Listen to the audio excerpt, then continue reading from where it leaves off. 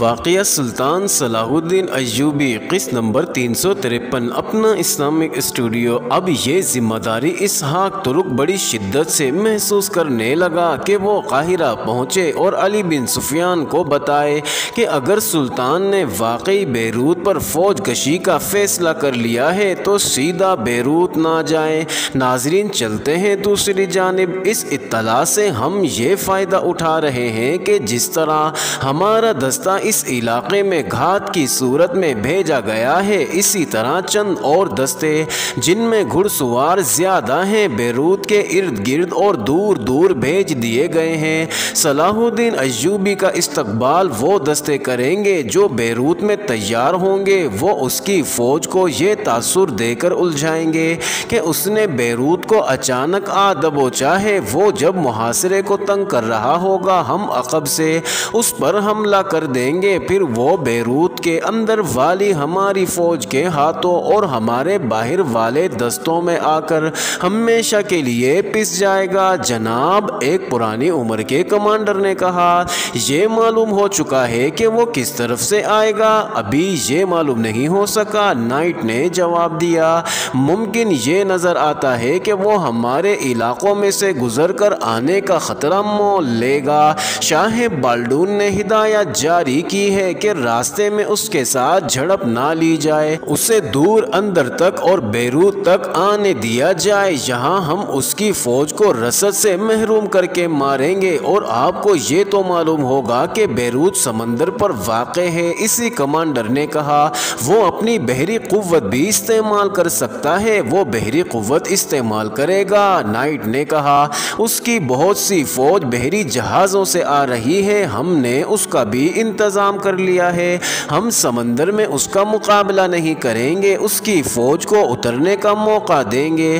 اس طرح ہم اس کے جہازوں کو تباہ کرنے یا بھاگنے کا موقع دینے کی بجائے جہازوں پر قبضہ کریں گے۔ میرے دوستو، تم جانتے ہو کہ فوج کو راز کی ایسی باتیں نہیں بتائی جاتی، کیونکہ جس طرح ہمارے جاسوس مسلمان علاقوں میں موجود ہیں، اسی طرح ہمارے علاقوں میں مسلمان جاسوس سرگرم ہیں۔ سپاہیوں کے منہ سے نکلی ہوئی بات سلطان صلاح الدین ایوبی تک پہنچ سکتی ہے، مگر بعض حالات میں اپنے کمانڈروں کو معلوم ہونا چاہیے کہ آنے والے حالات کیسے ہوں گے اور ان کا پس منظر کیا ہے۔ یہ احتیاط کریں کہ سپاہیوں کو پتہ نہ چلنے پائے کہ ہمیں صلاح الدین ایوبی کے متعلق کوئی اطلاع ملی ہے، ورنہ یہ بات ایوبی تک لازمی پہنچے گی اور وہ اپنا فیصلہ بدل دے گا۔ کیا آپ کو مسلمان امراء حکمرانوں کی نیت کا کچھ پتہ ہے؟ ایک اور کمانڈر نے پوچھا۔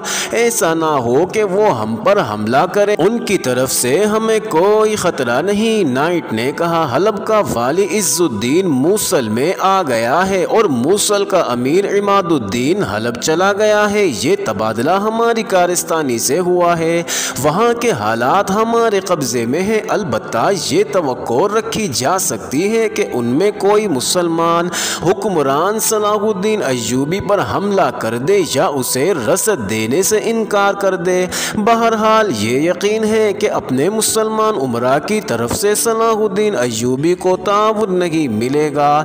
ناظرین، رات کو اسحاق ترک نے نائٹ کے ساتھ سلطان ایوبی کے متوقع حملے اور بیروت کے محاصرے پر تبادلہ خیال اور خوشی کا اظہار کیا کہ اسے اپنی خواہش کی تکمیل کا موقع مل جائے گا۔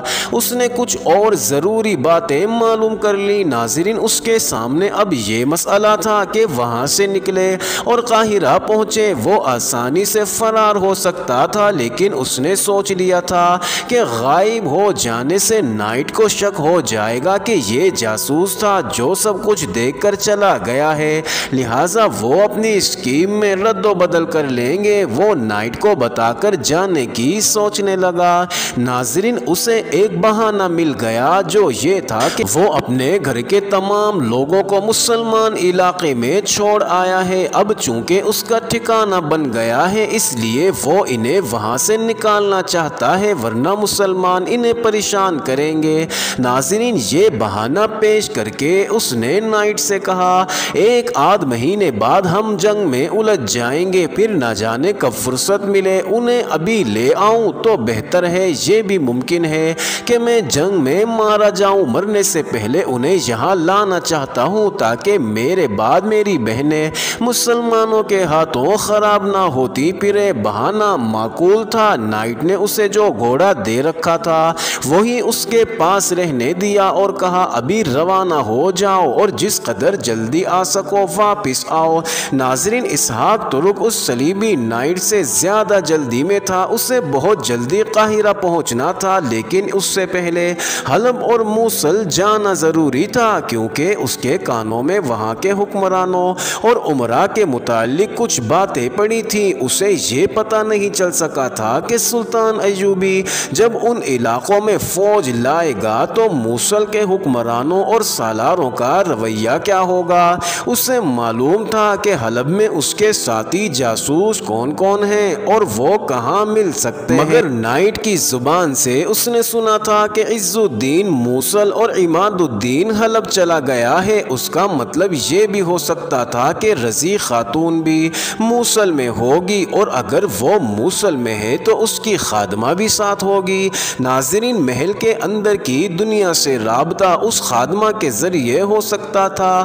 بہرحال اسے وہاں کے حالات اور حالات کی خبر دینے والے خفیہ ساتھیوں کا کچھ پتہ نہ تھا سوائے 2 جاسوس کے جو موصل میں تھے۔ ناظرین، وہ اسی رات روانہ ہو گیا۔ گھوڑا اچھا تھا، اسحاق ماہر سوار تھا، مہینوں کی مسافت دنوں میں طے کرنے کا اسے تجربہ تھا۔ وہ فاصلہ طے کرتا اور خدا سے یہی دعائیں مانگتا جا رہا تھا کہ اس کے قاہرہ پہنچنے سے پہلے سلطان ایوبی کوچ نہ کر چکا ہو۔ ناظرین، گھوڑا دوڑ سے تھک گیا تو اسحاق نے اسے روکا نہیں۔ گھوڑا اپنی سہولت کی چال آہستہ آہستہ چلتا گیا۔ اسحاق نے آگے جھک کر پشت کو زین کے ساتھ لگا لیا اور چلتے گھوڑے پر سو گیا۔ ناظرین، شہر کی تاریکی میں اس کی آنکھ کھلی، اس نے گھبرا کر آسمان کی طرف دیکھا۔ اس کی رہنمائی کرنے والا ستارہ چمک رہا تھا، گھوڑا صحیح سمت جا رہا تھا۔ ناظرین، صبح کی روشنی میں ایک جگہ گھوڑے کو پانی پلایا اور کچھ کھلا کر اس نے خود بھی ذرا آرام کیا، گھوڑے کو بھی آرام دیا اور چل پڑا۔ ناظرین، یہ دن بھی گزر گیا، رات آئی اور گزر گئی۔ صلیبی نائٹ کے دیے ہوئے عربی گھوڑے نے اسحاق کا خوب ساتھ دیا۔ ناظرین، سورج غروب ہونے میں ابھی بہت دیر تھی جب اسے موصل کے میناروں کے کلس نظر آنے لگے۔ ناظرین، اسحاق ترک اس شہر سے اچھی طرح واقف تھا اور اسے اپنے 2 ساتھی جاسوسوں کے ٹھکانوں کا بھی علم تھا۔ اسے معلوم نہیں تھا کہ وہ اسے کچھ بتا سکیں گے یا حلب کا راستہ دکھا سکیں گے۔ اپنا اسلامک اسٹوڈیو کے معزز ناظرین، اب چلتے ہیں دوسری جانب۔ ناظرین، دوسری جانب عز الدین کو اطمینان ہو گیا کہ رضی خاتون اس کی زوجیت میں خوش ہے اور اب وہ اس کے کاموں کے متعلق کوئی بات نہیں کرتی، نہ کچھ پوچھتی ہے۔ رضی خاتون نے اس سے یہ بھی نہیں پوچھا تھا کہ اس نے عماد الدین کے ساتھ امارتوں کا تبادلہ کیوں کر لیا ہے۔ ناظرین، رضی خاتون نے جس مقصد کے لیے عز الدین کے ساتھ شادی کی تھی وہ تو پورا نہ ہو سکا، تاہم وہ اس پہلو کو دیکھ کر مطمئن ہو گئی کہ وہ اس پر اسرار دنیا کے اندر آ گئی ہے اور وہ سلطان ایوبی نے یہاں جاسوسی کا جو جال بچھا رکھا ہے اسے وہ مزید مضبوط اور کارآمد بنا رہی ہے۔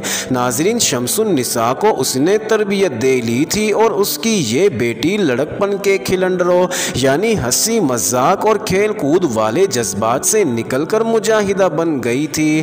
ناظرین، اس لڑکی نے عز الدین کے ذاتی محافظ عامر بن عثمان کو مخبر اور جاسوس بنا دیا تھا۔ اس کے لیے اس نے یہ قربانی دی تھی کہ اسے ایسی چالاک لڑکی کے حوالے کر دیا تھا جو عامر کو اس سے ہمیشہ کے لیے چھین سکتی تھی۔ ناظرین، عامر بن عثمان نے انوشی کے سینے سے جتنے راز نکالے تھے وہ شمس النساء کے ذریعے رضی خاتون تک پہنچا دیے تھے۔ یہ نہایت اہم راز تھے جو قاہرہ تک پہنچائے تھے۔ حلب سے سلطان ایوبی کے جو جاسوس آئے تھے ان کے کماندار سے پوچھا گیا تھا کہ قاہرہ جانے والا کوئی آدمی تیار کرو۔ اس نے کہا تھا کہ اسحاق ترک بیروت سے آ جائے گا، وہاں کی خبر تک نہیں ملے گی۔ قاہرہ کے لیے یہ اطلاع نامکمل رہے گی۔ علی بن سفیان سے سلطان ایوبی بار بار کہہ رہا تھا کہ صلیبیوں کے آئندہ اقدام کے متعلق معلومات حاصل کرو۔ ناظرین، انوشی نے عامر بن عثمان کو جو باتیں بتائی تھی وہ غلط نہیں ہو سکتی تھی۔ وہ عز الدین اور اس کے خصوصی مشیروں پر اتنی غالب آئی ہوئی تھی کہ وہ اس لڑکی کی موجودگی میں انتہائی نازک باتیں کرتے رہتے تھے۔ ان لوگوں کے ساتھ اسے کوئی دلچسپی نہیں تھی، انہیں وہ قابل نفرت انسان سمجھتی تھی۔ وہ تو اپنا فرض ادا کر رہی تھی، اسے ابھی یہ معلوم نہیں ہوا تھا کہ جس عامر کو وہ دل و جان سے چاہتی ہے وہ اپنا فرض ادا کر رہا ہے، اور وہ سلطان ایوبی کا جاسوس اور علی بن سفیان کا تربیت یافتہ بھی ہے۔ ناظرین، عامر کا انداز ایسا تھا جیسے وہ اپنی دلچسپی کے خاطر ایسی باتیں پوچھ رہا ہو۔ عز الدین نے رضی خاتون کی سیر کے لیے بھگی وقف کر رکھی تھی۔ ایک شام رضی خاتون شمس النساء کے ساتھ باہر نکل گئی۔ ناظرین، شہر کے قریب ہی سبزہ زار تھا جس میں ایک چشمہ بھی تھا۔ یہ جگہ اتنی خوبصورت تھی کہ صرف شاہی خاندان کے لیے وقف کر دی گئی تھی۔ ناظرین، رضی خاتون کے ساتھ اس کی خادمہ بھی تھی اور محافظ کے طور پر عامر بن عثمان بھی ساتھ تھا۔ عز الدین کو عامر پر بھروسہ تھا اور اس نے عامر کو حکم دے رکھا تھا کہ رضی خاتون جب بھی سیر کے لیے باہر جائے تو عامر ساتھ۔ ناظرین، اس جگہ پہنچ کر بھگی کو دور کھڑا کر دیا گیا۔ رضی خاتون اور شمس النساء چشمے کی طرف چلی گئی، عامر بن عثمان بھی ساتھ رہا۔ یہ صرف سیر نہیں تھی بلکہ سیر کے بہانے عامر سے معلوم کرنا تھا کہ اسے اور کیا کچھ معلوم ہوا ہے۔ ناظرین، اس وقت اسحاق ترک موصل میں اور اپنے ایک ساتھی کے پاس پہنچ چکا تھا، اور یہ ساتھی اسے بتا رہا تھا کہ رضی خاتون بھی ان کے گروہ میں شامل ہو گئی ہے بلکہ سرپرستی کر رہی ہے۔ ان دونوں کے درمیان کچھ باتیں ہوئی تو ان کا ایک اور ساتھی آ گیا۔ اس نے اسحاق کو بتایا کہ رضی خاتون کی خادمہ اس وقت چشمے پر گئی ہے، بہتر ہے اسحاق اسے وہاں ملے۔ ناظرین، اسحاق نے اپنے ساتھیوں کو بتایا کہ وہ بہت جلدی میں ہیں اور کام کی کوئی بات معلوم ہو سکے تو وہ رات رکنے کی بجائے فوراً قاہرہ کو روانہ ہو جائے، اسی لیے اسے بتایا گیا تھا کہ خادمہ چشمے پر ملے گی۔ اس آدمی نے رضی خاتون کی سواری ادھر جاتے دیکھی تھی۔ ناظرین، اسحاق کو یہ تو بتا ہی دیا گیا تھا کہ رضی خاتون بھی ان کے ساتھ ہے، لہٰذا یہ امید رکھی جا سکتی ہے کہ اس کے ساتھ بھی ملاقات ہو جائے۔ ناظرین، عامر بن عثمان چشمے کے کنارے رضی خاتون یعنی سلطان نور الدین زنگی مرحوم کی سابقہ زوجہ اور شمس النساء کو بتا رہا تھا کہ انوشی کی بتائی ہوئی باتوں کے مطابق یہ یقین ہو گیا ہے کہ صلیبیوں کے خلاف جنگ کی صورت میں عز الدین سلطان ایوبی کی دوستی کو دھوکے میں رکھے گا۔ اگر سلطان رسد مانگے گا تو رسد بروقت پوری نہیں بھیجے گا،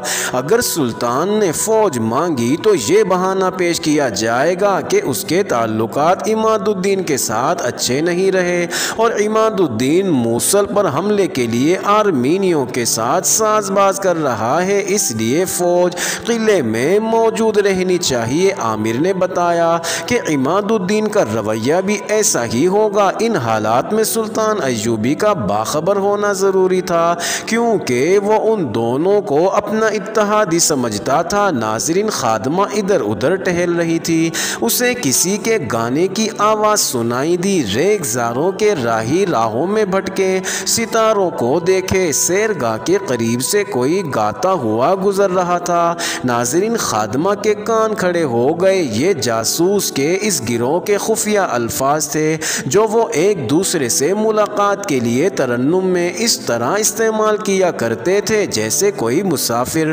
اپنا دل بہلانے کے لیے گنگناتا جا رہا ہو۔ خادمہ پودوں کی اوٹ میں آگے چلی گئی، اس نے اسحاق ترک کو پہچان لیا، اسے روکا۔ اسحاق نے اسے کہا کہ وقت نہیں ہے۔ خادمہ نے کہا کہ اسی طرح ٹہلتے رہو، اور وہ رضی خاتون کے پاس چلی گئی۔ ناظرین، سورج غروب ہو چکا تھا، سیرگاہ پر تاریکی چھا رہی تھی۔ اسحاق ترک ایک ایسی جگہ رضی خاتون، شمس النساء اور عامر بن عثمان کے پاس بیٹھا تھا جہاں انہیں کوئی نہیں دیکھ سکتا تھا۔ رضی خاتون اسے حلب اور موصل موصل کے تمام اسرار اور دھوکے بتا چکی تھی، اس نے اسحاق سے کہا، صلاح الدین ایوبی سے کہنا میں نے نور الدین زنگی کا مقام عز الدین کو دیا تھا۔ میں نے اس امید پر دل پر پتھر رکھ کر یہ فیصلہ کیا تھا کہ عز الدین کو زنگی مرحوم کا صحیح جانشین بنا دوں گی اور یہ زنگی کی طرح تمہارا دایاں بازو بنے گا، مگر شادی کے بعد راز کھلا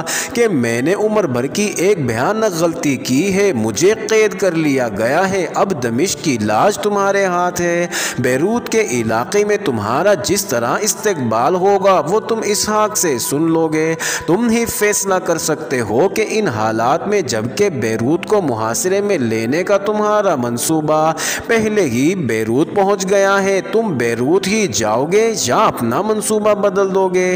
اس سوال کا جواب علی بن سفیان دے سکتا ہے کہ یہ راز بیروت کس نے پہنچایا؟ ہماری قوم میں ایمان نیلام عام ہو گیا ہے، عرب کے عمراء کی عیاشیوں کا یہی عالم رہا تو وہ قبلہ اول کی طرح خانہ کعبہ کو بھی بیچ کھائیں گے۔ عیاشی اور حکمرانی مل کر ملکوں کو ٹکڑوں میں کاٹتی اور قوموں کا نام و نشان مٹا دیتی ہیں، عز الدین اور عماد الدین پر بھی بھروسہ نہ کرنا، یہ تمہیں مدد نہیں دیں گے بلکہ مدد کا دھوکہ دیں گے، بیروت کی بجائے حلب اور موصل کو محاصرے میں لے کر ان ایمان فروش حکمرانوں سے ہتھیار ڈلوا لو اور یہ اہم علاقے اپنی عملداری میں لے لو تو یہ اسلام کی بہت بڑی خدمت ہوگی۔ اپنے آباء و اجداد کی تاریخ پر ایک نظر ڈالو، ہمارے بادشاہوں نے ہمیشہ ملکوں کے سودے کیے ہیں اور ان سودوں پر اسلام کے سپاہی نے لکیر پھیر دی اور قوم کی لاج رکھی ہے، دشمن کو صرف سپاہی دیکھتا ہے اور دشمن کے ہاتھوں صرف سپاہی کٹتا اور مرتا ہے، اس لیے وطن اور قوم کی قدر و قیمت صرف سپاہی جانتا ہے۔ جب یہ عیاش حکمران دشمن کی بھیجی ہوئی شراب، حسین لڑکیوں اور دولت کے نشے میں بدمست پڑے ہوتے ہیں، اس وقت اللہ کے سپاہی ریگزاروں، کوہستانوں اور سمندروں میں کٹ رہے ہوتے ہیں۔ صلاح الدین بھائی، تمہاری عمر بھی صحراؤں میں لڑتے گزر رہی ہے، میرا پہلا خاوند بھی ساری عمر دین کے دشمنوں سے لڑتا رہا، مگر جب تم ایمان فروش حکمرانوں کے خلاف اٹھتے ہو تو وہ تمہیں اپنی قوم کا قاتل اور غدار کہتے ہیں۔ ان فتنوں کی پرواہ نہ کرو، یہ سب صلیبیوں اور یہودیوں کے فتنے ہیں جو ہمارے اپنے بھائی تمہارے خلاف داغ رہے ہیں، آؤ طوفان کی طرح آؤ، خدا تمہارے ساتھ ہے، میں تمہارے لیے زمین ہموار کر رہی ہوں، یہاں کا بچہ بچہ تمہارے ساتھ ہوگا، باقی خبریں اسحاق سے سن لینا۔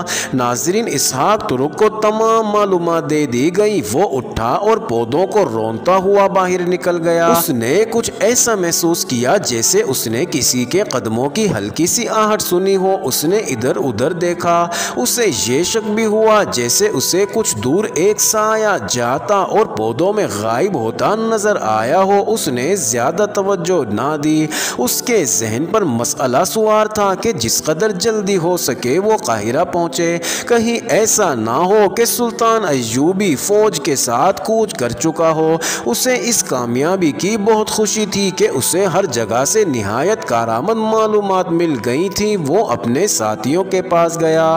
ناظرین، بہت جلدی میں کھانا کھایا اور روانہ ہو گیا، اسے اپنا سفر اس وجہ سے لمبا کرنا پڑا کہ حلب میں آ کر اپنے کماندار سے ملنا ضروری تھا۔ حلب پہنچا، کماندار سے ملا، اس نے اسحاق کو تازہ دم نہایت اچھی نسل کا گھوڑا دیا، پانی کے چھوٹے مشکیزے اور کھانے کی چیزوں سے تھیلا بھر کر گھوڑے کے ساتھ باندھ دیا۔ ناظرین، اسحاق قاہرہ کے لیے روانہ ہو گیا۔ اس رات کا ذکر ہے جس رات اسحاق سیرگاہ میں رزیق خاتون سے ملا تھا کہ انوشی طبیعت کی خرابی کا بہانہ کر کے عز الدین اور اس کے قریبی ہمرازوں کی محفل میں نہ گئی تھی بلکہ معزز ناظرین، یہ انٹرسٹنگ ویڈیو جاری ہے، اگلی ویڈیو قسط نمبر 354 میں دیکھنا مت بھولیے گا۔